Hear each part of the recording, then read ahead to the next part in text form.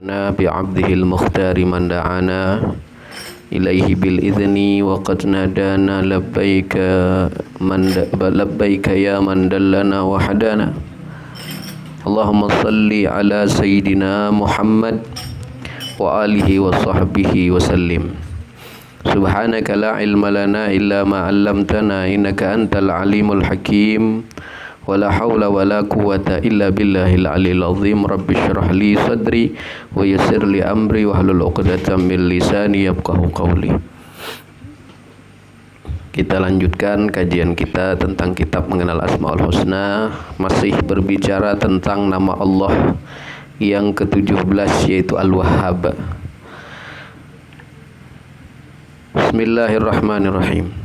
Kemarin kita sudah bahas ya, separuh sudah kita bahas mengenai pengertian dan uraian daripada makna Al-Wahhab. Bismillahirrahmanirrahim. Qala al-musannifu rahimahullah ta'ala wa nafa'ana bihi wa bi ulumihi fid dharain amin. Al-Wahhab itu, kita ulang-ulang sedikit ya. Al-Wahhab itu adalah Allah yang maha memberi tanpa mengharap imbalan. Allah memberi sesuatu yang kita butuhkan, bukan sesuatu yang kita inginkan. Kadang ya, Allah memberi sesuatu yang kita butuhkan, bukan yang kadang kita inginkan. Kalaupun keinginan kita itu ya diberikan oleh Allah, itu hakikatnya bukan karena keinginan kita, bukan, tapi karena keinginan Allah. Keinginan Allah sama dengan keinginan kita. Nah begitu. Nah, apa yang kita butuhkan? Allah memberikan yang kita butuhkan. Apa yang kita butuhkan? Yang kita butuhkan adalah rahmat. Sementara yang kebanyakan yang kita inginkan adalah nikmat. Tidak semua nikmat itu rahmat. Ya, tidak semua nikmat itu rahmat. Makanya dalam doa yang kemarin kita baca diajarkan oleh Allah dalam Al-Qur'an, Rabbana la tuzigh qulubana ba'da idh hadaitana wa hab lana min ladunka rahmatan innaka antal wahhab.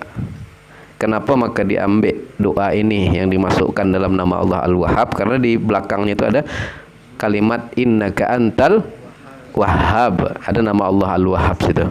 Nah, di situ ada kalimat ya, min ladunka rahmah. Nah, itu. Jadi yang kita minta itu apa? Rahmat kepada Allah. Yang kita butuhkan rahmat. Ini kita simpulkan yang kemarin ya. Mungkin ada yang tak datang ya. Ada nikmat, ada rahmat. Ilmu, harta, pangkat jabatan, kesehatan ya. Itu semua namanya adalah nikmat. Itu semua nikmat. Tapi belum tentu nikmat itu bisa menjadi rahmat. Seperti ilmu. Ilmu itu nikmat. Tapi kalau kita gunakan ilmu tadi kepada sesuatu yang bukan diinginkan Allah, maka itu menjadi bukan rahmat tetapi laknat. Harta dikasih Allah, dititip Allah, kita pergunakan untuk sesuatu yang dibenci oleh Allah, maka nikmat tadi bukan menjadi rahmat tapi menjadi laknat. Pangkat, jabatan, kesehatan dan lain-lain, nikmat-nikmat yang Allah berikan, kalau kita pergunakan untuk sesuatu yang dibenci oleh Allah, yang dilarang oleh Allah, maka ini menjadi laknat, bukan menjadi Bagaimana supaya nikmat menjadi rahmat? Kalau nikmat tersebut dipergunakan untuk sesuatu yang disukai oleh Allah. Nikmat ilmu dikasih oleh Allah, dipergunakan untuk menebar manfaat kepada orang-orang yang banyak tak tahu. Dikasih ilmu, kita tebarkan ilmu tadi, maksudnya supaya bisa memberitahu orang yang tidak tahu. Kasih harta supaya bisa berbagi.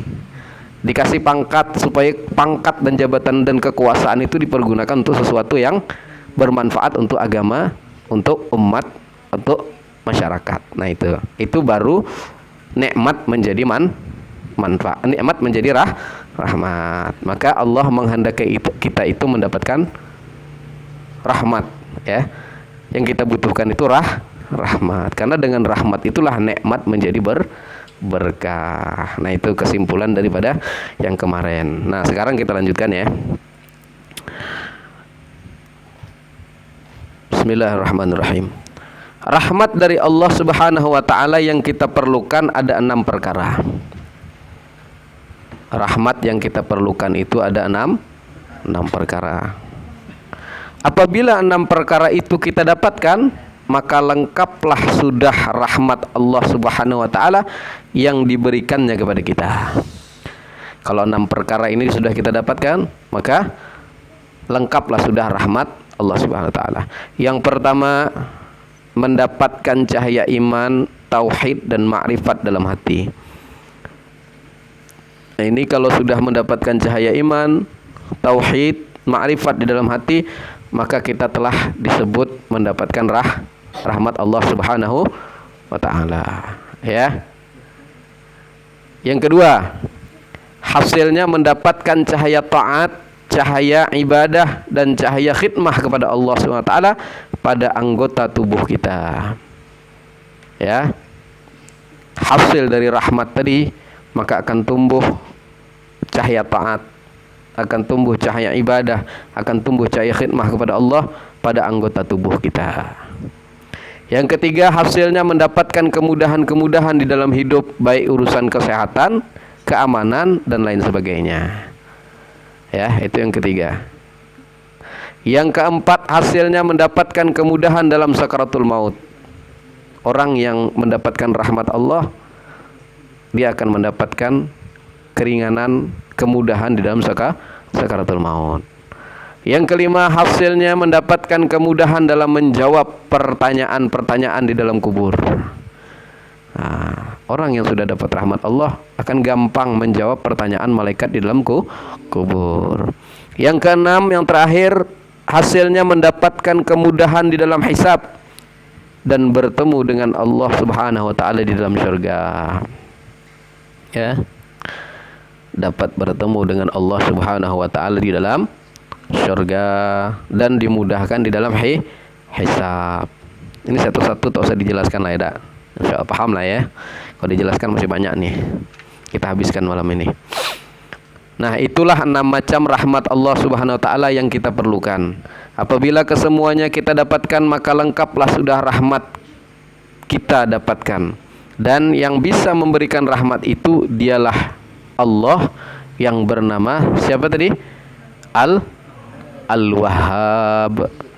Dia memberikan rahmat itu. Dialah Allah yang bernama Al-Wahhab.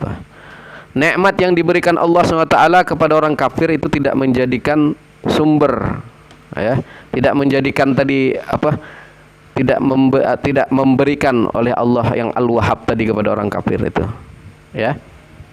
Apa? Rahmat. Sebab nikmat yang diberikan kepada orang kafir tidak bisa dikatakan rahmat. Allah kasih orang kafir itu nikmat, tapi orang kafir tidak akan mendapatkan rahmat. Kalau dia dapat rahmat masuk Islam dia. Kalau dia dapat rahmat, beriman dia kepada Allah. Oh, tapi karena dia kafir, dia cuma dapat nikmat. Makanya kita jangan iri dengan orang yang kafir yang tidak beriman, tapi dia tetap dapat nikmat. Nikmat harta, banyak orang kafir orang kaya kan. Nikmat ilmu, banyak orang kafir yang cerdas-cerdas, profesor-profesor, ya. Nikmat kedudukan, banyak orang kafir yang mendapatkan kedudukan tinggi, tetapi rahmat Allah dia tak dapat. Dia cuma sekedar nikmat itu untuk dunia saja. Nanti rahmat itu yang membuat seseorang itu masuk ke dalam surganya Allah. Kan surga masuk karena rahmat Allah. Orang kafir tak bisa masuk karena dia tidak mendapat rahmat Allah. Bisa dipahami ya? Nabi kita diutus sebagai rahmatan lil alamin, atau rahmat bagi sekalian alam, ya. Karena Ajaran-ajaran Nabi mengarah kepada mendapatkan yang 6 perkara tersebut di atas tadi. Untuk mendapatkan rahmat kita dianjurkan untuk berdoa, memohon kepada Allah. Namun sekedar berdoa atau meminta saja tidak cukup, ya. Doa yang kita baca tadi apa? Rabbana la tuzigh qulubana ba'da idh hadaitana wa hab lana min ladunka rahmah innaka antal wahhab. Itu kita baca juga. Ya, memohon rahmat Allah kita baca juga. Tetapi tidak cukup cuma sekedar berdoa kata di dalam kitab ini. Nah, kita juga harus berupaya untuk mendapatkan rahmatnya itu dengan berusaha, ya. Usaha-usaha apakah untuk bisa mendapatkan rahmat dari Allah itu? Apakah usahanya? Ada 3 usahanya, ya. Ada 3 usahanya. Yang pertama untuk mendapati rahmat itu adalah mendekati orang-orang yang telah diberikan rahmat oleh Allah. Kita berusaha dekat dengan mereka yang sering mengunjungi. Kita harus sering, ya, harus dekat dengan mereka dan sering mengunjungi mereka dan berbuat baik dengan mereka agar kita dikenal baik oleh orang yang mendapatkan rahmat dan nama kita dikenal oleh mereka. Orang yang mendapatkan rahmat siapa? Orang yang mendapatkan rahmat itu para kekasih-kekasihnya Allah Subhanahu wa taala. Orang yang mendapatkan ma'rifat kepada Allah Subhanahu wa taala. Seorang wali Allah, orang soleh, itu orang yang mendapatkan rahmat Allah. Dekati mereka tuh, kunjungi mereka, ziarahi mereka. Nah, itu salah satu upaya kita untuk mendapatkan rahmat Allah. Supaya kita apa? Supaya kita dikenal oleh mereka. Nah, gitu maksudnya, ya. Dan mereka mengenal dengan kita dan kita kenal dengan mereka. Itu yang pertama, mendekati orang soleh. Orang yang mendapatkan rahmat Allah itu orang soleh, wali-wali Allah, orang yang ibadahnya bagus, ya, perangai akhlaknya bagus, dekati. Kedua, upaya kita untuk mendapatkan rahmat itulah sering membaca atau mendengar riwayat hidup atau manaqib para anbiya, para aulia dan para salihin, seperti manaqib al-Imam Faqihil Muqaddam. Nah, di sini diceritakan, ya. Di sini disebutkan manaqib itu atau biografi itu seperti biografinya, manaqibnya al-Imam Al-Faqihul Muqaddam Al-Habib Ali Muhammad bin Ali Ba'alawi, ya. Nah, itu kita baca. Ustadz, kami tak pernah di Tungkal nih baca manaqib Faqihul Muqaddam, tak pernah. Paling-paling kalau di Palembang ada, ya. Palembang kalau ada ziarah kubro itu ada kadang membacanya. Tapi kalau kita di Tungkal tidak pernah. Cari di Google. Banyak di Google riwayat biografinya Faqihul Muqaddam. Baca. Sering-sering baca itu, ya. Kemudian manaqib siapa? Manaqib Syekh Samman Al-Madani. Kalau Syekh Samman Al-Madani sering kita baca, ya. Nah, itu kalau orang baca itu dengarkan, pahami macam mana beliau tuh. Walaupun singkat yang kita baca tuh. Yang kita baca biasa Arab Melayu itu singkat tuh, ya. Kalau yang panjang ada lagi. Cuman kalau kita baca itu insyaallah, ya. Zikrus Shalihin tanazzal Zikrus Shalihin tanzilur rahmat. Mengingat, menyebut-nyebut orang yang soleh itu akan menurunkan rahmat. Baca manaqib biografi Syekh Samman, dengarkan. Dan manaqib Syekh Abdul Qadir Al-Jilani qaddasallahu sirruhul aziz, baca manaqibnya. Dan yang lain-lainnya, orang-orang soleh lainnya dibaca. Karena mengingat sejarah mereka itu adalah umpan untuk menarik rahmat Allah SWT. Dalam hadis Nabi SAW, ini hadis Nabi, ya. Inda dzikrus salihin tanzilur rahmat. Jadi, ya, kalau kita sering mendengar riwayatnya para orang alim, orang saleh, para aulia, itu inda dzikrus salihin tanzilur rahmat, akan diturunkan rahmat, ya, ketika disebut-sebut atau diceritakan mereka-mereka orang soleh itu. Yang kedua apa? Sering membaca riwayat hidup orang soleh. Itu adalah upaya kita untuk mendapatkan rahmat Allah Subhanahu wa taala. Yang ketiga, selalu mendatangi tempat-tempat yang dikenal mendapat kebaikan seperti kubur-kubur para anbiya. Untuk mendapatkan rahmat Allah, yang ketiga adalah suka ziarah, mendatangi kubur-kuburnya para anbiya. Kalau di Madinah, kubur Rasulullah SAW. Kalau di Tarim ada makam Nabi Allah Hud alaihi salam. Ada tahu lagi di mana-mana ada nama-nama makam-makam Nabi ya. Kunjungi makam Nabi kalau kita mampu. Yang kedua, kunjungi makam atau kuburnya para aulia. Sering ziarah ke makam para aulia itu adalah upaya kita untuk mendapatkan rahmat. Kemudian apa lagi? Masjid. Sering mengunjungi masjid itu mendatangkan rahmat. Kemana lagi? Sering mengunjungi musola. Kemana lagi?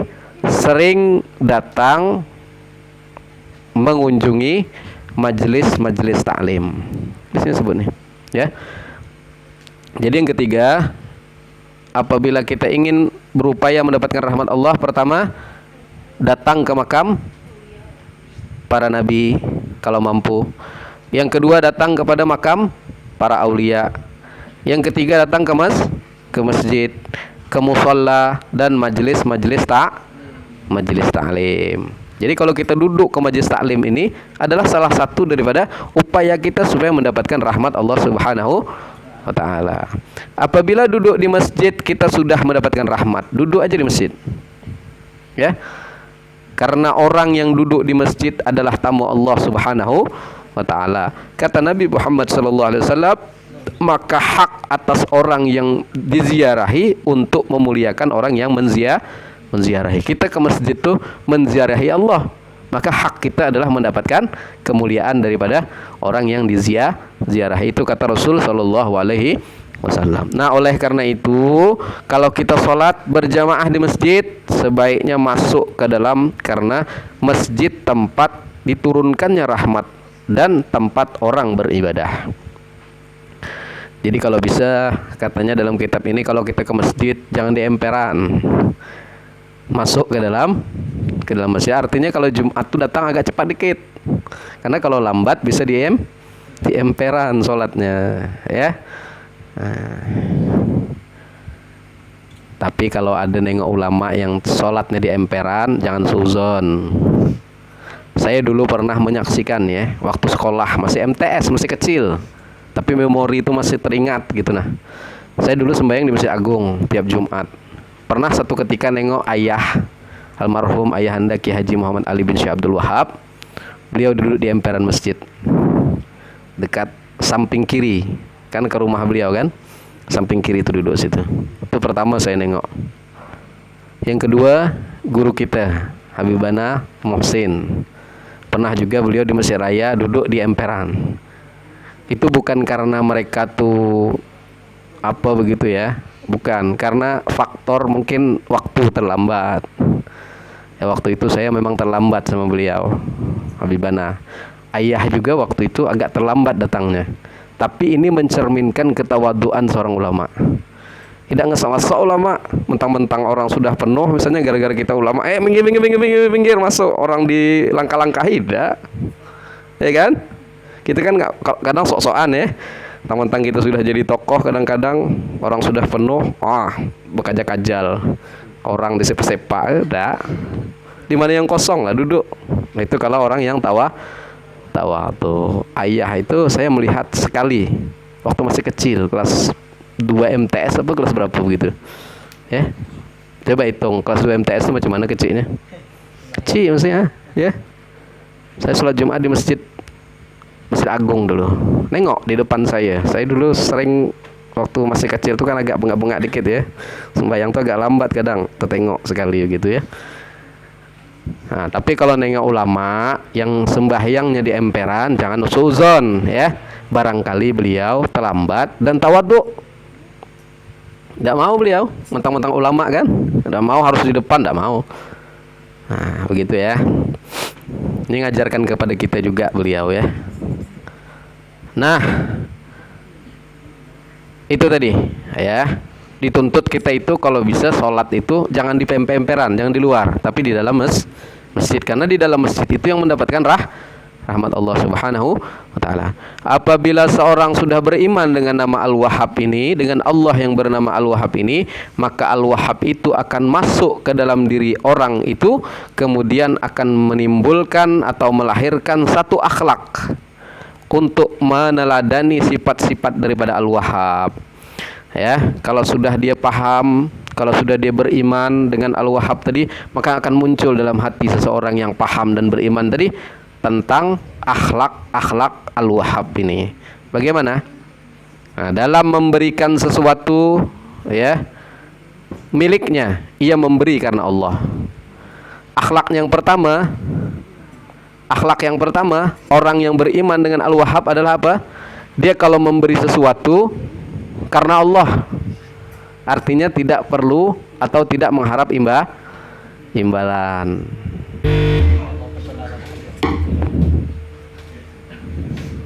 Paham maksudnya?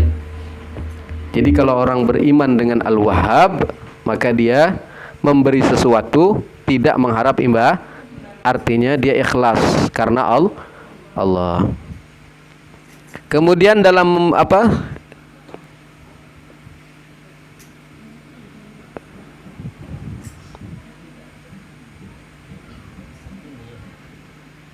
namun bagi yang keimanannya sudah mantap, ia memberi hanya karena ingin mencapai keridhaan Allah. Kalau kayak kita orang awam berlatih supaya ketika memberi karena Allah. Jadi artinya tidak mengharap apa-apa. Karena Allah, aku nih memberi karena Allah. Karena perintah Allah disuruh saling memberi. Tapi kalau orang tingkatan yang sudah tinggi kayak wali-wali Allah, dia memberi karena ingin mendapatkan keridhaan Allah Subhanahu wa taala. Apabila seseorang memberi sesuatu yang diharapkannya hanya keridhaan Allah, orang yang tinggi tadi, ya.